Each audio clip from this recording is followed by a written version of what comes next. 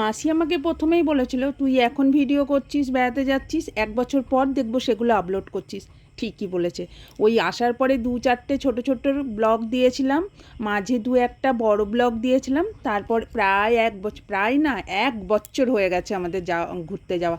সেই 1 বছর পর আবার তোমাদের কাছে সেই ভিডিওই আমি নিয়ে আসলাম।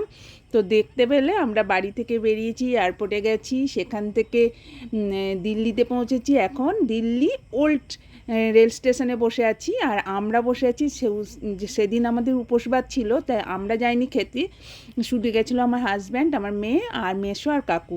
তো তারা খাওয়া দাওয়া করে চলে এসেছে। আমাদের ট্রেন যথারীতি চলে এসেছে, লেটেই ছিল ট্রেনটা, এ তো ভীষণই লেট করে।